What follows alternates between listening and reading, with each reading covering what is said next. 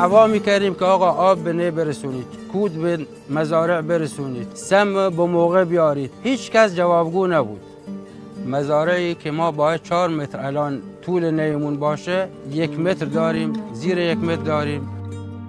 سال 94 از موقعی که شرکت رو واگذار کردن به بخش خصوصی، تمام حضراتی که از تهران تشریف آوردن اینجا هیچ گونه سررشته از نیشکر نداشتن، هیچ گونه آگاهی نداشتن، اصلا نیشکر چیه، کشت نیشکر چطوریه، اصلا تجربه ای نداشتن. متاسفانه سازمان خصوصی سازی موقعی که این شرکت رو هم واگذار کرد هیچ گونه تحقیقی نکرد در زمینه این حضرات که اصلا اینا تجربه کاری دارن، عملی کار کردن، آیا سابقه قبلی دارن.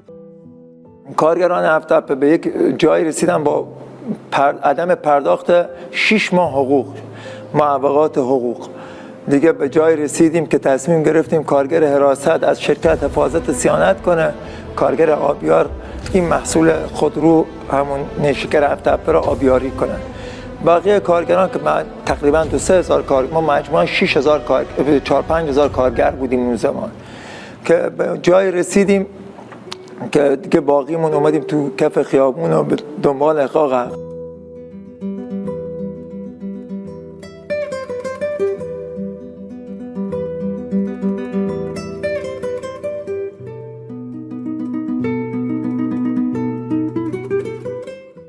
پرونده‌های زیادی برای ما درست شد توسط کارفرمای قبلی، پرونده‌های قضایی که به 600-700 کارگر رو درگیر خودش کرد،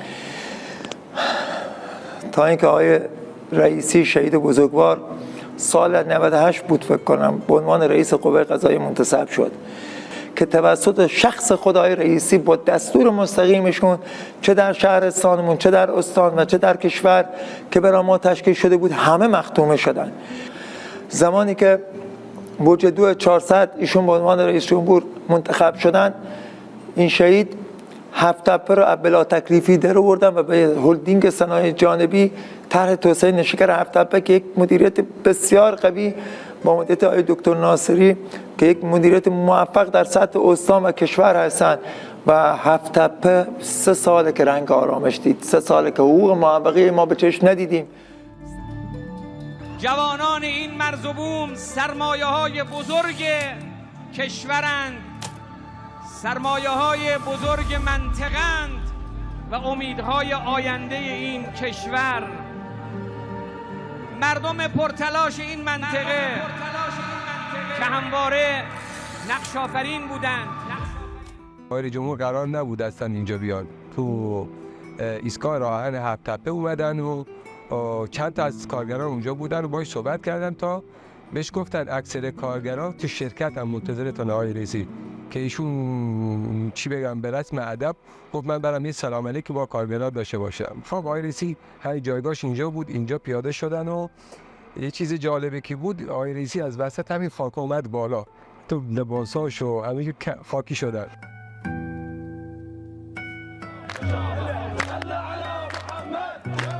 تلاش این بود که مسئله هفت تپه رو ما هرچه سریعتر سامان بدیم که خداوند تفضل کرد با کمک خود شماها این کار اتفاق افتاد و الحمدلله امروز هفت تپه بر مدار تولید هست و کشت و صنعت و برداشت و اقداماتی که انجام شده در این مورد همه امیدوار کننده است که روز به روز وضعیت در هفت تپه بهتر بشه.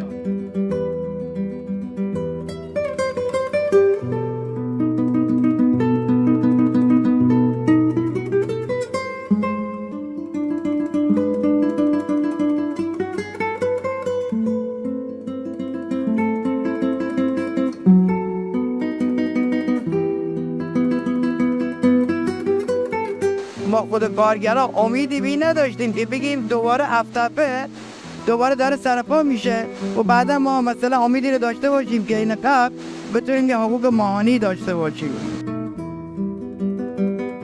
ما چند سال آواره بودیم وسط خیابون در فرمانداری، ولی بعد وقتی کشیدیم تا آقای رئیسی واقعا کمکمون کرد، این شرکت رو از دست آدمایی که نااهل این شرکت بودن نجات داد.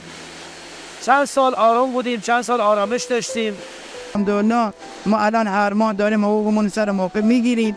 مشکلاتی هم که داشتیم خیلی هاشون رفت شدن، حالا مشکلات جزئی هست.